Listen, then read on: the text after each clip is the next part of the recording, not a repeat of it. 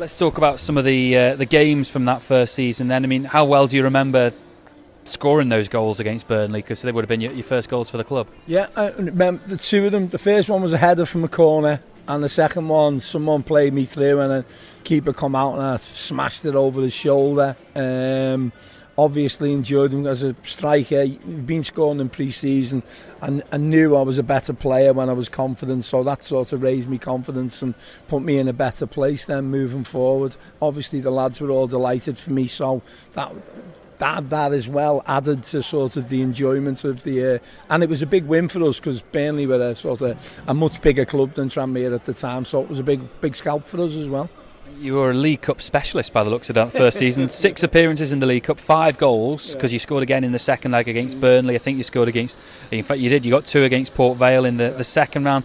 And this is all building up to a trip to Nottingham Forest in the 4th round of the League Cup, and getting to the 4th round of the League Cup now would be huge for Tranmere. What was it like then? Yeah, it was a massive game. Obviously Notts Forest were like European champions at the time, so it was like, you know, the club actually took all the like wives and girlfriends on a coach down to the game and stuff, and it was a big occasion. And to be fair, we thought we had a chance because we were young and hungry, most of the team, and athletic. We thought, you know, we could get into this, but they had quality and were good thing.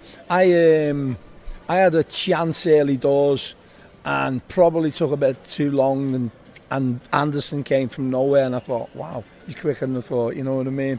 So sort of the levels you're seeing and stuff. And then I got injured, went off to the end, I went at 50-50 with Shilton, which sort of hampered me for really the rest of the season. I'd done something to my ribs, but in them days you sort of had to grin and bear it and try and keep playing. And we missed, after that game, that winter was terrible. A lot of the games were off for a long time. So, but we were disappointed, but it was a great run and we enjoyed it while we were in it.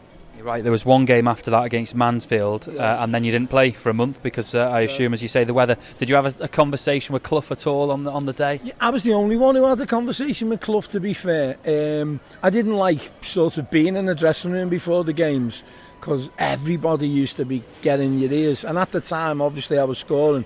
Mungie used to follow me around saying, you've got to score, oh, you've got to score, oh, you've got to score. If you score, give us something to hang on to, and it like you felt like your old Mungie a goal sort of thing. So I used to go wander around the ground with the programme, just looking around, and I'd played the Forest a couple of times before in Liverpool Reserve, so I was wandering around the corridor and I didn't know it was Brian Clough. I just heard this voice shout, boy!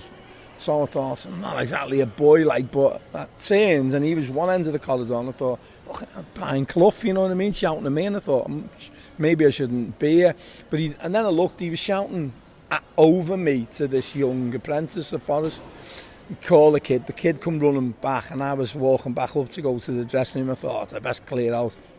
And he was giving this kid pelters, and he said to this kid, I told you before, what's the most important job in this club? And the kid said, water the plants in your office, Mr. Club. He said, don't forget to do it again. And I remember just walking into the dressing room completely bemused, you know. Brian Clough, they're playing us in the biggest game we've all been involved in, and he's worrying about his pot plants.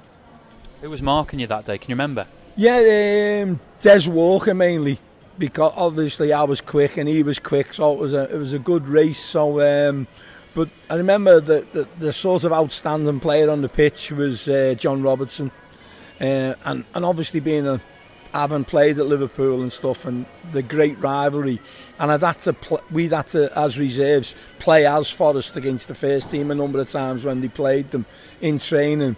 I remember thinking, there's not that much to Robertson, blah blah blah.